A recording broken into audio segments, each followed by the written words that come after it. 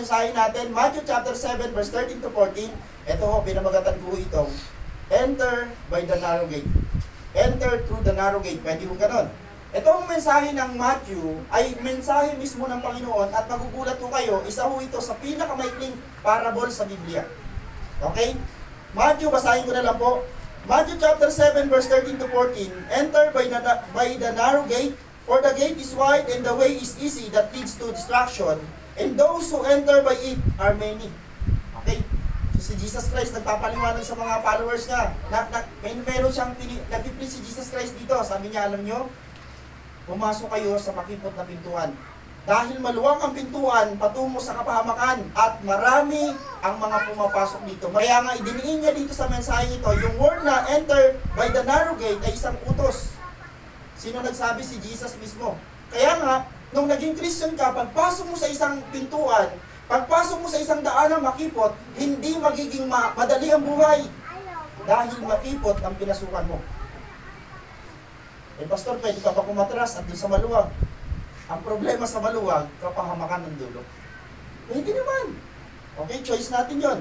For the gate is narrow and the way is hard that leads to life, and those who find it are few. Nakita niyo yung comparison? Nakita niyo yung pagkakaiba? Yung makipot, kakaunti ang pumapasok. Yung maluwag, easy lang ang buhay. So, hindi pwede, ano? So, tingnan natin, ano ibig sabihin ng narrow gate? Yung narrow gate ho dito, dinidefine ho dito, binibigyan ng emphasis ho dito, yung the way to eternal life is through Jesus Christ alone. Okay, so ang narrow gate ho ay may pangalan, at ang pangalan niya ay si Jesus. Ang sinasabi pala ng Panginoon habang binabasa natin ng Matthew chapter 7, pumasok kayo sa makipot na pintuan. Ang sinasabi ni Lord, pumasok kayo sa akin. Sumunod kayo sa akin. Kiniklaim ni Jesus, itong scenario na ito, itong statement na to ay kay Jesus mismo. At ang sabi dito, the way to eternal life is through Jesus Christ alone. Wala nang iba. Kaya nga ho, kung nasumpungan mo na ang isang simbahan na tinuturo ay si Jesus ang daan, ang katotohanan at ang buhay, ba't ka pa aalis? Kung nasumpungan mo na si Jesus ang tinuturo na magliligtas sa iyo, bakit ka pa magdadalawang isip at mag-aalilangan? Kung sinasabi ng pastor na yung simbahan niya ang kaligtasan at ang pastor ang magliligtas, umalis ka doon. Dahil hindi yun ang totoo. Si Jesus lang daw. Okay. Okay, inote niyo po ito ha.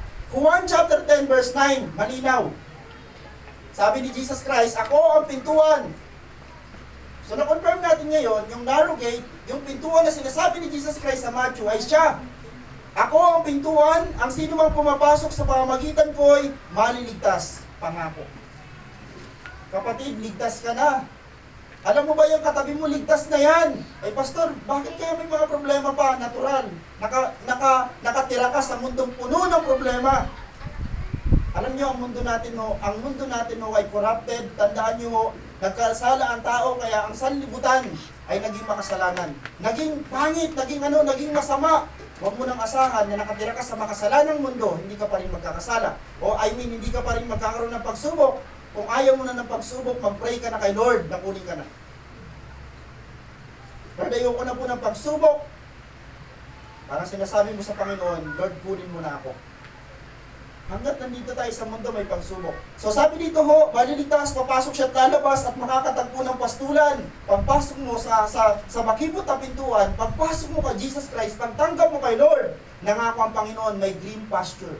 May magandang pastulan at ito yung gusto nating maranasan. Kapatid, mararanasan mo to. So yung narrow gate ho, pinangalanan na natin, the narrow gate is none other than Jesus Christ. The way to eternal life is through Jesus Christ alone. Paano natin nalaman? Sa Gawa chapter 4 verse 12, ito ang mga basa natin. Walang sino man sa mundong ito ang makapagliligtas sa atin, kundi si Jesus lamang. O si Jesus lang. Kay Kristo lang natin matatagpuan at mararanasan ang tunay na kaligtasan. At yung kasunod doon na naka-highlight ay yung distraction. Ano naman ho ang distraction? Ang distraction ho, it talks about eternal punishment and separation from God. Ito ang pinakamahirap na mararanasan ng tao. Okay? Sa pangalawang Thessalonica chapter 1 verse 8, na may naglalagablab na apoy, parurusahan ang lahat ng hindi kumilala sa Diyos at hindi sumusunod sa magandang balita ng Panginoong Hesus. Tandaan niyo ho, ang magandang balita ng Panginoong Hesus ay walang iba kundi siya. At good news, libre.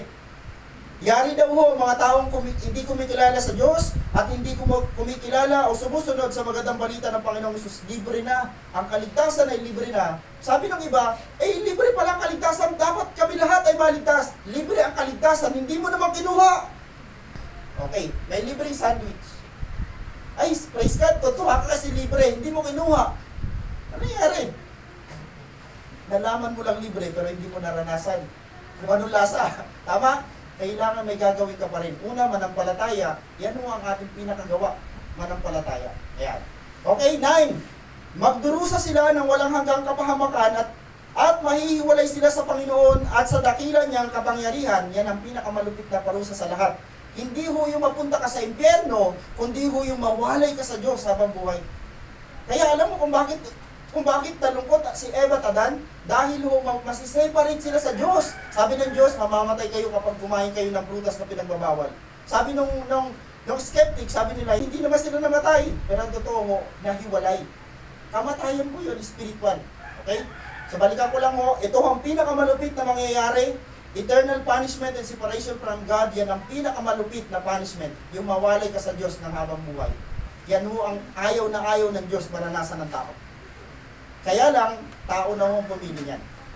Kaya ho, sabi ng mensahe, enter by the narrow gate. Okay. Tingnan natin ho ang mensahe ng Panginoon. So sabi dito ho, entering the narrow gate is not easy. Okay, sabi ng komentary. Bakit ho? Sabi dito, Jesus made this clear when He instructed His followers to strive to do so. Nilinaw naman talaga ng Panginoon eh. Pag pumasok ka sa makipot, at pag pumasok ka sa makipot na pintuan at makitin na daan, hindi naman talaga madali eh. Grabe naman kung nag-instruct sa iyo ang Panginoon. Pumasok ka sa makipot na pintuan at daan, pero madali lang ang mangyayari, hindi ito totoo. Yang nararanasan ngayon, yung isa nating kapatiran, bahagi yan dahil nandun sa makipot na daan. Pero tama po ba yun? Tama. Kasi ang tamang daan, makitid. Amen ho. Sabi dito, the Greek word translated, describe is agonizomai. Grabe yung Greek word. From which we get the English word agonize. Pag sinabing agonize, matinding paghihinagpis, matinding kalungkutan, matinding sakit. Kung i-demo ito, yung parang nagngangalit ng ngipin. Ganun daw yung gusto kong i-emphasize. The implication here is that those who seek to enter to the narrow gate must do so by struggle and strain, like a running athlete straining toward the finish line, all muscles taut and giving his all in the effort. But we must be clear here, no amount of efforts save us. Hindi mo porke sinasabi mo dito na magsumiksik ka sa Diyos, hindi mo sinasabi dito na magpakasakit ka, makapalapit sa Diyos, hindi mo sinasabing yung ginagawa mo na yon na magliligtas sa iyo. Take note, hindi mo tayo magliligtas sa sarili natin. Sino? Si Jesus. Kahit anong effort ng tao, kasi ho ang tinuturo ng ibang reliyon, di ko papangalanan na wala akong papangalanan. May reliyon ho sa Amerika, na kung gusto mo ho magkaroon na ng lote sa langit, magbabayad ka ng ilang libong dolyar. At marami nagbayad. Na-deceive. Sa English mo yung deceive. Ano sabi dito? Yun ay gawain ng demonyo eh. Ano tawag doon sa Tagalog na na-deceive? Nalinlang. Alam niyo, marami i-research nyo, mag-search kayo. Ang daming bumili ng lote sa langit. Dahil ang sabi ng kanilang pare, ay, masabi ko na naman yun pa. Kaya naging yun tuloy. Ang sabi nila ho, kailangan bayaran ng kaligtasan. Ha? Sabi ni Jesus Christ, libre. Kasi kahit bayaran mo, hindi maaabot yung glory. Kasi bakit ho? Ang kailangan o ang tanging makakabayad lang ng kasalanan, dahil ang kasalanan na eternal, ang makababayad nun ay dugong eternal. At wala nun ng ibang tao, kundi si Jesus lang. Pero wala mabuhay yan eh. Pero maraming bumili. Huwag na wag mo natin gagamitin yung word na sinabi ng Diyos. Gamitin mo to, sinabi ng salita ng Diyos. Pag sinabi ng salita ng Diyos, it means nakasulat. Pero yung sinabi ng Diyos na wala naman nakasulat dito, sinabi mo lang yun. Tama? Okay, balikan natin to. Wala ho daw hong laki o amount ang pwede makapagligtas sa atin. Salvation is by grace of God through the gift of faith. Ang kaligtasan ay dahil sa regalo o kaloob ng Diyos sa atin. Kaya nag-i-enjoy tayo sa sanlibutan, although gustong-gusto na ng iba, na maranasan talaga ho yung talagang, ang pakiramdam kasi natin, nung tinanggap natin si Jesus Christ, ang expectation natin, magiging magaan ang buhay. magiging smooth ang lahat na pag tinanggap ko si Lord sa buhay ko, pag pray ko, andyan na. Hindi ganoon. Dahil nung tinanggap mo si Jesus, lalong naging mabusisi ang buhay dahil yung ayaw ng Diyos na kahit maganda sa'yo, hindi niya ibibigay.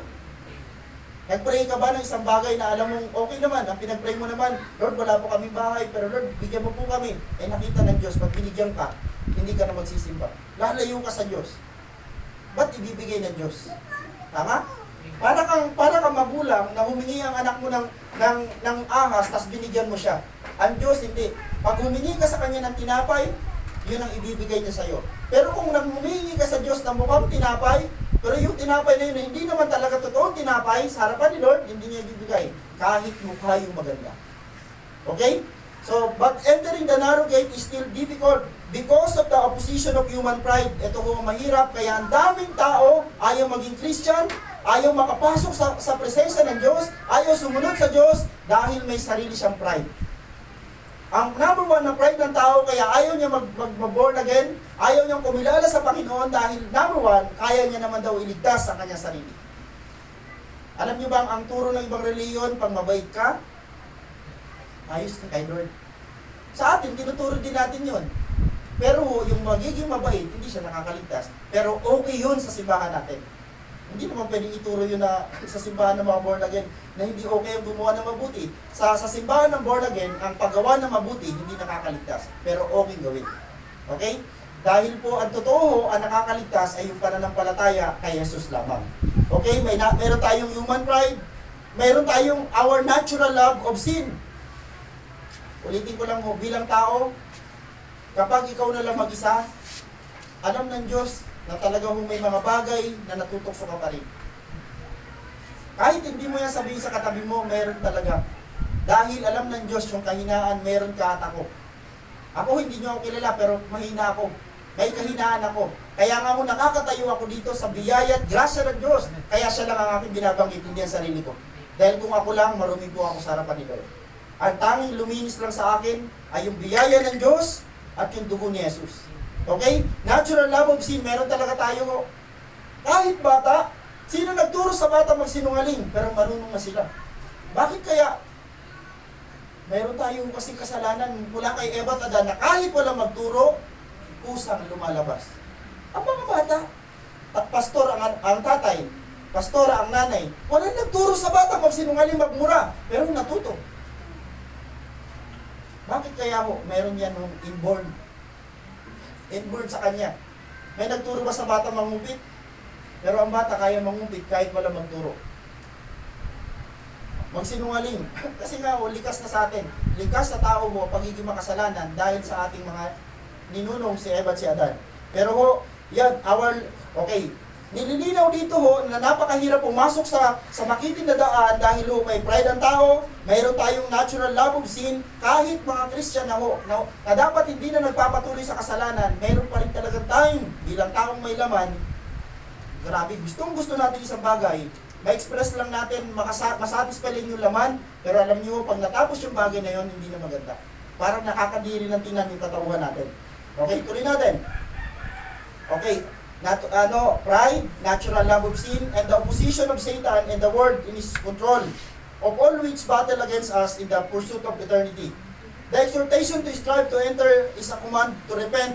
So nililinaw dito, sabi ng Panginoon, pumasok kayo sa makitid na daan o sa makipot na daan. So yung word na yun ho ay utos. Then sunod sa utos, definition. Okay, sabi ng Panginoon, pumasok kayo, sabi dito, ito daw ho ay uri ng utos, na ang number one na utos ay humingi tayo ng tawad. Lord, paglapit mo sa Panginoon, maraming mga tao kayo lumapit kay Lord at humingi ng tawad dahil mayabang, mapagmataas. Pero tayo hong tumanggap at nagsabi sa Panginoon, Lord, tulungan mo ako. Babalikan ko lang yung word hindi mo kayang magbago ng ikaw lang. Kasi kung kaya mo, kayabangan na naman sa harapan ng Diyos yun. Kung hindi ka tutulungan ng Diyos, hindi mo kaya. Ako, araw-araw ko niluluhod sa Diyos. Alam niyo ang prayer ni Pastor ng buong ilang taon na. Baguhin ng Diyos ang isip at ang aking puso. Yun ang araw-araw kong prayer. Kasi sa isip pa lang, ang dami na nitong dumi. Ang dami na kasalanan na iisip nito. Tama? Lalo kung pala cellphone ka. Naniniwala ako, pag pumunta ka ng Facebook, Dahil ito, isip. Yes, nakatingin ang mata, pero yung isip, grabe ang iniisip. Tama? Lalo pag ang isang bagay, halimbawa ho, umiral sa atin yung pagiging mainggitin, may kaklase ka, nakita mo, ay, nagkasenso ang buhay. Masama ito minsan. Tama? Pero dapat, ano dapat ang lumabas, ang express natin sa mga Christian, dapat number one, ikaw ang unang papalakpak. Dahil someday, ikaw din ang papalakpakan nila. Amen o? Ang buhay ng pagiging Christian, una-unahan lang mapagpala ng Diyos. Matthew chapter 7, alam nyo, pag binasa nyo lang yung Matthew chapter 7, 13 to 14, hindi siya ganun ka, ano tawag dito, kabasa-basa, o hindi siya ganun kasayang basahin. Kasi bakit to? Tingnan nyo, natapos na natin basahin. Pero kung pag ginamit yung observation na ganito, mas mahinganyo kayo. Tingnan nyo po. Matthew chapter 7, verse 13 to 14, it is a short parable that describes. So, marami ho dito ang gustong i-emphasize. Ang nakita ho dito ng mambabasa ng mga theologian ay 4 na dalawa. Okay, number 1, 2 gates. Okay, nabasa niyo po ba? So, sabi ko sa inyo, Mateo chapter 7 ay parable. Ibig sabihin ng word na parable ay talinghaga. Sabi ng Panginoon, pumasok kayo sa makipot at pintuan, hindi na unawaan ng mga tao yun. Unless sa panahon natin, na-translate na siya, sabi pa naman ng Panginoon at the time, pumasok kayo sa akin. Sabi ni Jesus Christ. So, dalawang pintuan ang sinasabi dyan. Number 1, the wide gate and the small gate. Ganun mo siya basahin. So, ngayon, dahil na ganyan na siya, malalaman mo na ngayon, ano ho ba yung wide gate at saka small gate? Alam niyo, pag translate yan, pag binasa niyo yan, ganito ang mangyayari yan. Yung wide gate ho dyan, ay yung religion na nagtuturo sa atin na ang dami-daming daanan papunta sa langit. Nabanggit ko na sa inyo kanina, magbayad ka lang mo ng lote sa langit, may lote ka na. Magkumpisal ka lang mo sa pinuno, sa pari, ligtas ka na. Hindi ho yun ang tinuturo, yun ho ang maluwag na daan. Ano ho ang small gate? Si Jesus yan, siya yan mismo. Na tinuturo pagdating ho kay Jesus Christ, hindi ho basta-basta. Bakit naging mahirap, naging small gate, bakit ho naging makitil ang daan ng si Jesus na pinag-uusapan? Dahil number 1, ang pinag-uusapan dito, pananampalataya. Ang hirap paniwala sa isang taong hindi mo naman nakikita. Amen. Nagpupuri tayo dito linggo-linggo, pero sino magsasabi na nakita mo si Jesus sa simbahan ito? Pastor, ano to, maging honest tayo, 100% wala nakakita. Pero ho, siguro naman ho, 80 to 90% meron magsasabing naranasan ko siya. Amen po ba? Naranasan niyo ba si Lord Jesus Christ? Amen. Sapat na yon para sabihin mo, Panginoon, totoo po kayo. The wide gate and the small gate, the religion and Jesus Christ. Yan ho ang sinasabi dyan. Pangalawang 2. Okay? Two-way. O two ways. Okay, dalawang daan. Yung kanina ho, dalawang pintuan. Ngayon ho, dalawang daan. Ito naman ho, ang tinutukoy dito, the broad way and the narrow way. Ito ho, ang tinutukoy dito ay yung faith at saka work. Dalawa ho ang tinutukoy dyan. Yung paraan ng tao at pananampalataya ng tao. So ngayon ho, yung dalawang way na yan, sabi dito ho, yung una, kaya ho, yung malapad na daan, kasi ho, ang daming mga sinasabi nila. Sabi ho ng secular, sabi ho ng ibang mga religion, alam mo, gumawa ka lang na mabuti, huwag ka lang malait ng kapwa, huwag mo lang silang salingin, huwag mo lang silang pakialaman, gumawa ka lang na mabuti, papasok ka sa langit. Kung ganun lang ho kadali ang pumasok sa langit, maraming papasok sa langit. Pero kung kinonfirm ng Bible, konti lang ang makakapasok sa langit. Kasi konti ho ang dumaan kay Jesus. Tama? Yeah. Sabi ko, Lord, gaano kaya kakunti yun? The broad way and the narrow way. Pangatlo, tatapusin ko na to. 2 destinations. Okay. Ganda ng basa, no? Binabasa mo yung Matthew. Kanina parang binasa lang natin. Pero pagka talagang hinimay-himay mo siya, may makikita ka pala mga ganito. 2 destinations. Yung dalawa ho, patutunguhan ng tao. Tingnan niyo po, destruction and life. So, tinutukoy dito ho, heaven, hell and heaven. Totoo ang langit at totoo din ang impyerno. At maraming mga tao talaga nilalaban, hindi totoo ang impyerno. Totoo. Kasi Diyos ang gumawa ng impyerno. Pero ang impyerno, hindi para sa tao. Ang impyerno ay para sa demonyo na lumaban sa Diyos. Pero bakit, pastor, yung mga tao? Kung yun ang tanong nyo, ito ang sagot. Pinili nila kasi pumunta doon. Di ba ang sabi ng Biblia, for God so loved the world, mahal ng Diyos ang sanlibutan, kaya bumaba ang kanyang bugtong na anak, binigay niya ang kanyang bugtong na anak. It means, gusto ng Diyos iligtas ang lahat ng tao. Kaya lang ayaw ng tao, ng lahat ng tao maligtas. Kasi may mga taong pinili nila ang kaparusahan. Paano? Anong sign, pastor, na ayaw talaga ng ibang tao? Alam niyo ba, marami ngayon nagsasabong. Marami ngayong oras na ito nasa club. Maraming tao sa oras na ito, abala sa ibang bagay, wala kay Lord. Yan ang sign. Tapos magsasabi sila, hindi, niligtas pa rin ako ng Diyos, mahal niya ako, mapagmahal ang Diyos. Hindi ka naman mali doon. Pero ang Diyos ay makatarungan. Hindi pwedeng yung nagbabaliwala sa Kanya, ay pansinin niya. Ang sabi nga ng Panginoon yung mga tumanggap sa akin, tatanggapin ko. Yung kumilala sa akin, kikilalanin ko. Pero someday, pagharap mo sa Diyos, kung talaga alam ng Diyos na kinilala mo siya, walang agam-agam papapasukin ka ng Diyos. Pero kung hindi mo siya kinilala dito sa sanlibutan, sasabihin sa iyo ng Panginoon, sino ka para kilalanin ko? Ganun kalupit. Malupit din pala ang Diyos. Ako, sinasabi ko sa inyo sa simbahang ito, malupit ang Diyos. Ibig sabihin ng kalupitan ng Diyos? Para may tama ang anak niya, nagpapakita siya ng katapangan. Namamalo nga po ang Diyos Napalo ka naman ng Diyos? Ako, maraming beses na. Maraming beses na ako napalo ng Diyos at kinatutuwa ako dun sa palo na yon, hindi ako umali sa Kanya. Lalo pa ako natututo. Destruction and life, hell and heaven. Totoo po ito. Dalawa lang ang pupuntahan. May mga nag-claim, dalawa lang ang pupuntahan ng tao. It's either impyerno o langit. Wala rainbow. Ano gagawin mo sa rainbow? Sabi ng iba, pastor, may rainbow. Ano gagawin mo? Papadulas-dulas. Yun ang kiniklaim ng iba iba na. Lalaki daw siya na babae na lalaki. Doon daw sila pupunta. Walang ganun.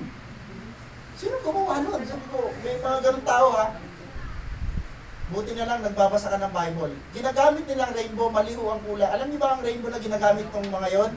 6 lang ang kulay. Pero ang tunay na rainbow, ilan ang kulay? Ilan po ba? 7? Hindi niya rin alam. Baka gusto niyo rin. Alam niyo may nagsabi, hindi ako nagsabi, sabi ng isang priest, ang ginagamit na rainbow ng mga yan ay 6. Na nagsisignify ng word na 6. 6. Tinignan ko nga naman, parang 6 nga lang naman. Pero ang tunay mo talagang bilang, ilan? 7. Which is, ang number 7 ay number ng Diyos. Last, finally, matatapos na tayo mga kapatid. It is a short parable that describes 2 groups of people. Ayan na. So matatapos na tayo, binasa lang natin, pinag-aralan, hinimay-himay natin, then nagkaroon tayo ng conclusion. Sa Matthew chapter 7 verse 14, 2 groups of people, sabi dito, the many and the few. Yung many, yan yung mga unbeliever. At ang problema niyan sa unbeliever na to, meron pa mga kunwaring Christian. Tandaan nyo, sa Christian, meron pang carnal. Yung unbeliever, lahat po yun ay nandoon sa maluwang na daan. Ang problema sa Christian, meron pa rin mga Christian, dumadaan pa rin sa maluwang na daan. Yan yung mga tinatawag na carnal Christian. Nakakalungkot, di ba po? The many and the few, yung many ho dito, mga unbelievers, mga taong walang pagkakilala sa Panginoon, mga taong gusto ng lahat ng daan na gusto nila, yun ang tinatahak nila, pero ayaw nila dito sa few. Sa kakaunti lang, dahil mahirap. Yung salitang makipot, yung salitang makitid, mahirap. At marami ho, kakaunti lang ho nakasumpong ito. Okay? So, tingnan nyo, yan ho ang nangyari sa Matthew chapter 7. Tingnan nyo, pag binasa nyo siya, ma-observe nyo yung ganung mga bagay, at pagka diniliver natin, mas malinaw. Tama? So, ngayon ito ho, paalala, itinuro na sa atin ng ating Panginoong Hesus ang tamang pintuan. Tinuro na. Pintuan at tamang daan na dapat nating pasukan at lakaran. Nasa atin na ngayon ang pagpili. Wala na sa Diyos. Nasa iyo na. Tinuro na ng Panginoon, ito yung daanan mo, yung makipot na pintuan, at dito ka maliligtas. So ngayon, sinabi na sa ating lahat, choice mo na. Kung magpapatuloy, kung tayo ipapasok, sa atin na ngayon ang pagpili kung tayo ipapasok at susunod sa tamang pintuan at daan, o magpapatuloy pa rin sa maling pintuan at daan na pinasukan at tinaraanan ng marami, tungo sa tiyak na kapahamakan. Take note sa word, tiyak. Sigurado hong mapapahamak sila. Yun ho ang malungkot sa atin hong buhay bilang Kristiyano. Dahil the more na nakikilala natin ang Panginoon, the more na nasasabi natin, Lord, kailangan ka namin sa aming buhay, pero ho, the more na naiisip natin, paano yung iba? Alam niyo ho, kung makikita mo lang ang sarili mo kung gaano mo kakailangan si Lord, ganun mo rin maiisip kung gaano dapat nila kailangan si Lord. Kaya ho, hindi na panahon ngayon ng pahina-hinang Christian. Ito na yung panahon na dapat painit ka ng painit kay Lord. Pamahal na pamahal mo dapat si Lord. Kasi bakit? Pag hindi mo ginawa yon, hindi ka makakapagsabi sa iba na kailangan nila si Jesus.